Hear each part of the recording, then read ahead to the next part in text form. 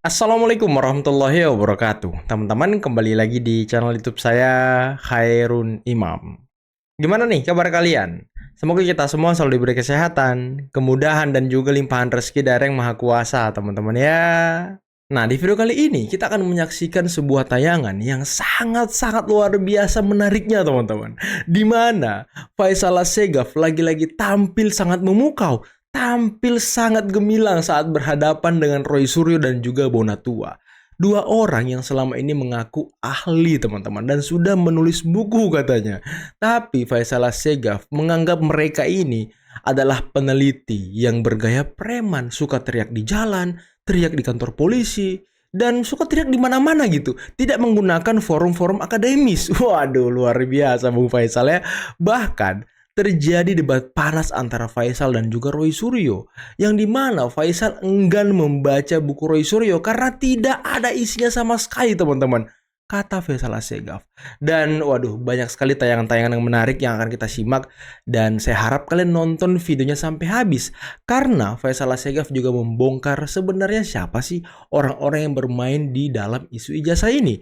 Nah, terakhir Bung Faisal juga mengungkapkan hal yang sangat mengejutkan, di mana dia mengatakan bahwa Roy Suryo sepertinya akan bernasib sama dengan Bang Tri. Nah, sebelum kita mulai videonya, jangan lupa like, subscribe, dan share. Dan tanpa perlu berlama-lama lagi, mari kita mulai videonya berikut ini. Gaya-gaya premanisme dengan klaim penelitian buku yang ditampilkan dalam kultur ini agak, sebagai orang pernah di kampus ya, maaf, nggak ada seperti itu. Karena semua perdebatan ilmiah itu perdebatan metode. Betul. Dia harus masuk ke satu ruang yang netral. Dia tidak boleh masuk dalam ruang propaganda politik. Ini judul menarik ini. Ada operasi politik di balik isu ijazah Jokowi. Kita masuk saja pada pendekatan hermeneutik. Analisis lebih dalam soal makna bahasa. Ya. Bahwa ada satu isu. Belum benar, belum salah. Ada operasi. Apakah operasi itu formal atau informal? Tadi di awal saya jelaskan keterlibatan Mega dan SBY di jalur politik formal, mereka terlibat dalam kejahatan membiarkan ijazah ini berkembang secara terus-menerus. Kenapa? Mereka punya political formil di parlemen, punya fraksi, punya alat yang namanya bisa melakukan penyelidikan atas nama konstitusi. Tapi kenapa itu nggak digunakan? Kemudian Megawati adalah pemilik arsip selaku ketua umum. Tadi Anda mengatakan bahwa Anda melakukan penelitian misalnya. Ada kearsipan Pak Jokowi di PDIP itu hilang. Di kantor cabang, kantor wilayah, atau kantor pusat. Itu satu statement yang berkonsekuensi hukum. Kok bisa hilang? Menurut saya Anda gugur sebagai peneliti. Karena Anda mengatakan Anda baru menyurati dan mereka tidak membalas. Kalau Anda mengatakan ijazah itu arsipnya hilang di PDIP, saya mau minta di mana? Bukan hilang. Siapa yang mengatakan itu? Itu tingkat apa? Tadi jalur belakang. Dari belakang itu apa? Levelnya apa? Dari Sebentar. Saya mau luruskan satu ini saja. Siapa yang mengatakan itu? Enggak lah, enggak perlu lah. Ada level wali kota itu kan berarti DPC. Kalau saat dia menjabat gubernur itu DPW. Kalau 2 kali jabatan wakil presiden itu DPP. Ada konstruksi penelitian di situ, level. Dan saya mau ngomong Mas Roy Suryo, saya sering menggunakan istilah yang disederhanakan saja. Isu ini soal pembuktian benar atau salah, asli atau palsu. Per hari ini dalam kesadaran saya sebagai warga negara, semua orang menunggu. Perdebatan itu di jalur hukum. Jadi semua ijazah asli atau diklaim palsu, udah nggak penting. Enggak, gini. Sebentar. Ya. Gantian dulu, gantian. Singkat aja nanti. Jadi saya datang ke Mas sini, Roy Suryo. Ya. saya mau terbuka ke publik. Saya ini mengikuti ini sejak tahun 2014, tepat bulan November dengan Ibu Rahmawati. Waktu itu mereka dorong-dorong ini, yang namanya Bambang Tri itu. Saya orang pertama yang mengatakan ini operasi politik. Ibu Rahmawati jangan mau dijebak. Dan terbukti. Bambang Tri 2 kali masuk penjara. Dan dia tidak membawa bukti.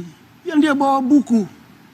Sebagai alasan untuk dia menunjukkan ke publik bahwa ada riset atau ilmiah. Ternyata enggak. Wow. Hari ini juga dicetak 2 buku yang kasusnya sama dengan Bambang Tri. Kalau saya mau jujur ke publik, udahlah. Orang-orang ini tidak mewakili karakter intelektual. Oke. Nyinyiran, berdebat dengan gaya-gaya premanisme. Kalau Mas Roy mau ini masuk ke jalur akademis, saya sarankan sederhana. Fakultas Hukum UI, Fakultas Hukum UGM, 5 kampus saja. Duduk menggelar sidang akademis. Anda peneliti, bawa data.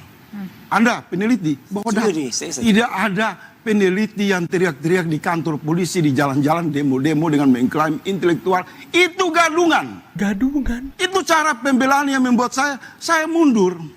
Ini akan terjadi seperti Bambang Tri. Kenapa? Ini soal 1 lembar kok. Membutuhkan forum yang netral untuk membuktikan itu. Saya mencoba membantu Mas Roy dan kawan-kawan. Kenapa saya bilang mediasi? Menurut saya kalau Ibu Mega, Pak Jokowi bawa ijazah asli, Ibu Mega bawa ijazah fotokopi, disinkronkan, akan ketahuan. Asli apa Pak Sudi? Jadi begini Pak peneliti S3 ya. Yang tadi saya ngomong itu bukan soal Anda preman, tidak. Freeman, orang bebas. Dan terlampau bebas. Sehingga objek penelitian itu terlalu luas. Tapi menurut saya dalam tradisi orang-orang berilmu itu, yang disebut penegakan data valid, itu harus ada otoritas. Satu wilayah yang memang mengakomodir pembuktian. Misalnya kampus, atau BRINS, atau LIPI. Saya lihat Anda ini semua, bawa-bawa buku ini nggak beda sama Bambang Tri. Sebentar dulu, Mas Bambang Tri begitu juga. Wah ini karya ilmiah, ini Jokowi undercover, ini 17 halaman. Menurut saya, ini nggak penting. Ini 1 halaman saja. Pemiliknya Jokowi, penggunanya PDIP. Anda ketuk pintu Ibu Megawati, tolong bantu anak bangsa, buka arsip. Lalu sinkronkan. Tapi kalau semua ini kan, baik kubu Jokowi maupun kubu Anda, ini berantem soal fotokopi yang sudah beredar luas di publik. Tapi kalau menurut Bang Faisal gini deh, ini kan kita bertanya-tanya, sebenarnya mungkin ada yang berpikir. Saya mau masuk ke poin. Oke, silakan. Kenapa tidak masuk ke jalur itu untuk meminta partai yang mengusung Pak Jokowi Tadi bertanggung udah jawab? via email. Karena isu ini memang mau digoreng. Dan sudah dinyatakan, diprediksi, kalau pengadilan ini digelar, itu bahkan bisa sampai 2030. Kalau menurut Abang, Bambang Tri aja dengar, Bambang Tri pengadilan itu 2 tahun. Kalau ini 700 halaman, setiap halaman itu data di ini, itu bisa 4 tahun. Bentar. Kok ini tuh Roy Suryo diem-diem nih? Nggak biasanya dia menyela-nyela, memotong-motong. Ada apa dengan Roy Suryo nih? Kok ciut berhadapan dengan Faisal Assegaf? Takut dia apa ya? Gorengan ini mengantarkan tafsir politik di ruang publik untuk perjalanan elektoral. Maka judul ini judul yang paling objektif. Ada operasi politik. Pembiaran oleh partai politik yang berkewajiban ikut serta menertibkan kehidupan bernegara. Bang, tapi Bang Faisal, pertanyaannya. pernah nggak jujur aja, pernah nggak baca buku Jokowi White Paper secara lengkap? Saya nggak mau. Lah ya itu nggak mau baca buku mau bisa jangan itu.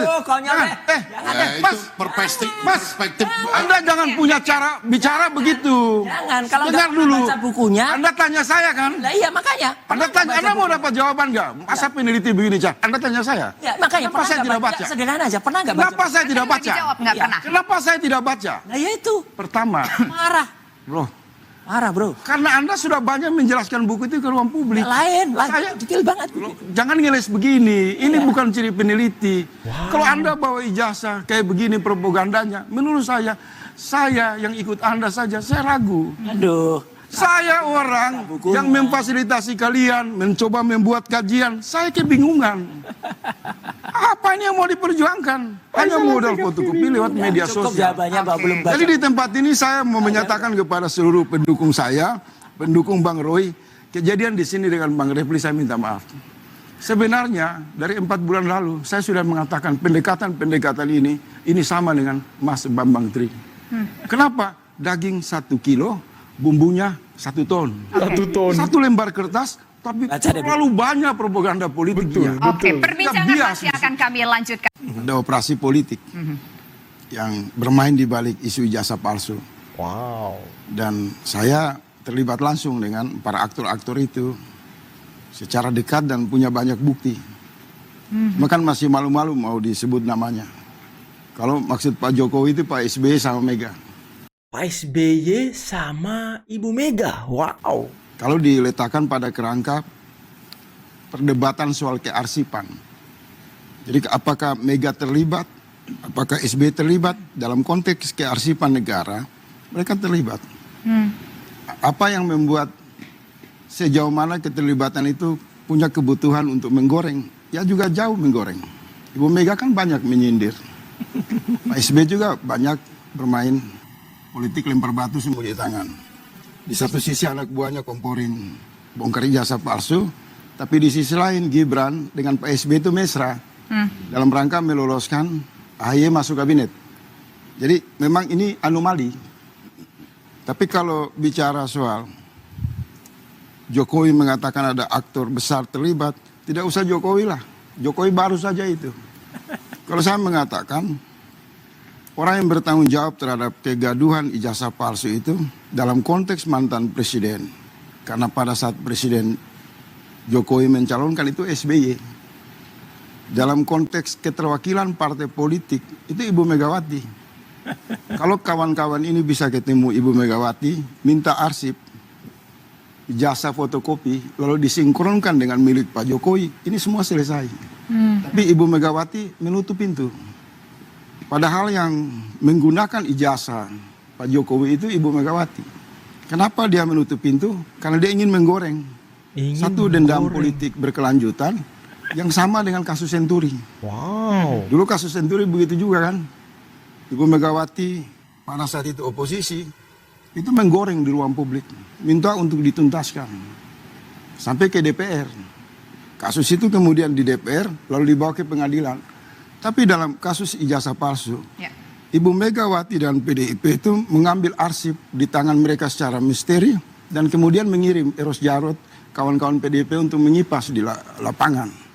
Maka bukan hanya Jokowi yang menilai SBY maupun Ibu Megawati terlibat, tapi akal sehat publik menjelaskan secara terang Itu bahwa berdasarkan asumsi akal sehat saja atau fakta apa kemudian? Apa bukti yang Bang saya Faisal bisa punya? pertanggungjawabkan ini di kantor polisi, kantor kejaksaan, kantor kehakiman, fakta kalau saya bicara. Punya bukti secara Bukti. konkret?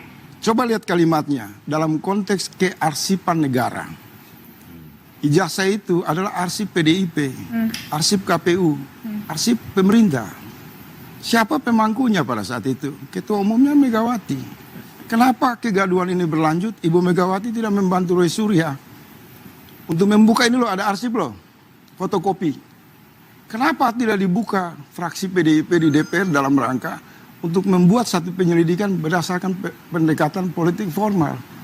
Lambannya, tersumbatnya, dan sindiran-sindiran Ibu Megawati, saya mengatakan Ibu Mega aktor terbesar dalam memompa kemarahan publik terhadap ijazah palsu atau asli. Nah, saya menggulir ini konsisten. Sejak ijazah ini disuarakan di ruang publik. Bentar, ini kok ada yang aneh ya? Saya perhatikan dari tadi Faisal Assegaf ngomong aneh teman-teman. Nggak biasanya Faisal Assegaf tuh ngomongnya santai, slow gitu ya kan, pelan.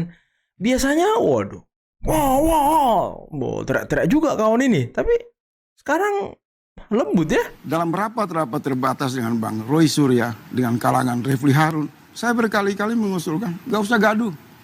Bikin surat ke Ibu Megawati, mohon izin untuk mengambil arsipnya aja. Supaya apa?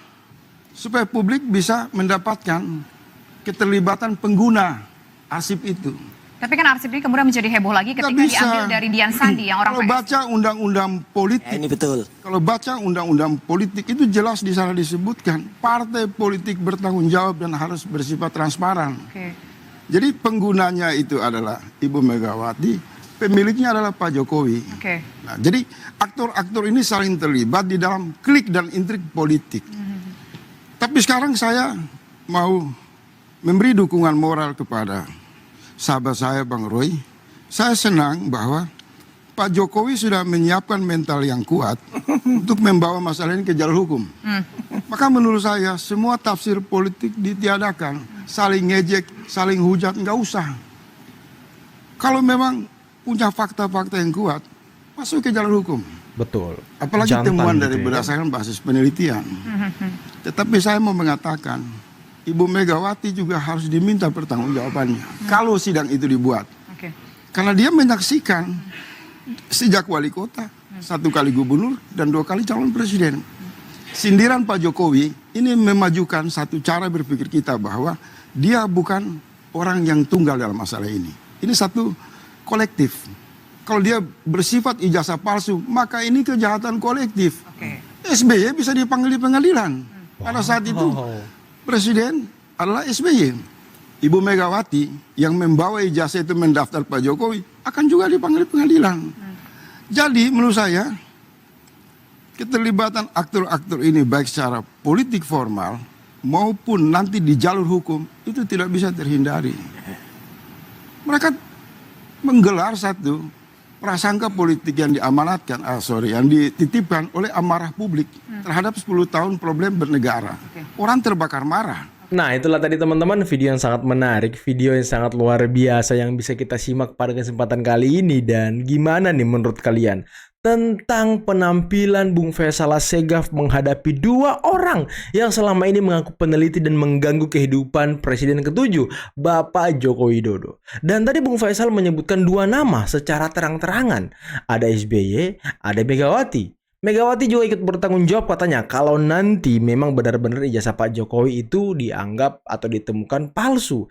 Kenapa Megawati terlibat ya? Megawati yang mengusung Pak Jokowi ketika wali kota, ketika gubernur, dan ketika presiden 2 kali. Jadi ya otomatis dia juga harus diseret kata Bung Faisal. Dan SBY juga bisa terlibat karena itu terjadi di masa pemerintahan dia dan dianggap membiarkan hal itu terjadi. Penggunaan ijazah palsu kalau itu terbukti palsu teman-teman. Tapi kalau kita lihat-lihat Bonatua dan Roy Suryo ini mewakili tokoh yang disebutkan Bung Faisal. Roy Suryo mantan kader Partai Demokrat, pernah jadi menteri dari Partai Demokrat, pernah jadi anggota DPR, dan sepertinya ya dia sangat solid gitu ya, sangat erat kaitan dan hubungannya dengan Partai Demokrat. Dan kalau kita lihat orang-orang yang mendukung dan membela dia selama ini, terakhir muncul Denny Indrayana, terakhir yang anggota DPR itu, ada juga mantan calon DPR yang mendukung dia, dan semuanya dari Partai Biru teman-teman. Dan dia juga pernah membawakan buku Jokowi White Paper kepada SBY, dan SBY katanya senyum dan lain sebagainya, tapi dia tidak membocorkan isi pembicaraannya. Nah, apakah kita bisa melihat ada SBY di balik Roy Suryo? Gimana menurut kalian teman-teman? Karena ini masih menjadi pertanyaan besar. Dan yang kedua, ada Bonatua yang kemarin juga sudah di-spill oleh orang-orang. Kalau Bonatua katanya ini adalah relawan ataupun peneliti di Megawati Institute. Megawati, waduh, kok bisa pas gitu ya? Mereka tampil berdua. Satu merepresentasikan seorang tokoh, satunya juga seorang tokoh, dan satu laki-laki, satu perempuan. Dan Bung Faisal menghajar semuanya. Waduh, luar biasa memang Bung Faisal ini. Saya hormat dengan Bung Faisal. Saya sangat salut dengan penampilan Anda pada kesempatan kali ini. Dan ya, bagusnya sih Bung Faisal Assegaf diundang ke Rakyat Bersuara berhadapan dengan gerombolan yang lainnya ya kan, berhadapan dengan Roy Suryo, Refli Harun dan juga Kozinudin. Nah, ini lawan yang paling tepat nih buat Faisal Assegaf, atau tambah satu Rismon. Nah, 4 yang memang kalau Refli Harun nggak usah kali ya. Jadi Roy Suryo, Rismon, Kozinudin. Orang yang selalu menyela, orang yang selalu teriak-teriak, urat lehernya itu selalu ini, ada yang sering bawa-bawa agama. Nah, kan itu bagus tuh berhadapan dengan Faisal Assegaf di Rakyat Bersuara. Gimana menurut kalian? Keren kan? Ini keren, pasti akan menjadi tontonan yang sangat menarik, teman-teman. Asli. Dan tadi kalian bisa dengarkan ya omongan Faisal Assegaf ketika membabat habis 2 orang ini, teman-teman. Bung Faisal tidak mau membaca buku Roy Suryo karena dia saja bingung ya kan, isinya ndak jelas katanya. Dagingnya 1 kilo, bumbunya 1 ton ya kan. Aduh. Dan Bung Faisal mengatakan bahwa ya peneliti bergaya preman teriak di kantor polisi, teriak di jalan. Waduh ya juga sih. Kenapa nggak membuka ruang-ruang akademis gitu? Wah luar biasa Bung Faisal. Salut, saya kasih Bung Faisal nilai pada kesempatan kali ini 10. Pokoknya 10 buat Bung Faisal. Yang sudah mungkin mewakili perasaan saya kepada Roy Suryo dan Bonatua. Dan gimana menurut kalian? Apakah perasaan kalian terwakili juga dengan Bung Faisal? Coba kalian komen di bawah ya. Oke, mungkin cukup sekian dulu video kali ini. Jangan lupa like, subscribe, dan share videonya. Akhir kata, billahi taufiq wal hidayah. Assalamualaikum warahmatullahi wabarakatuh. Bye-bye.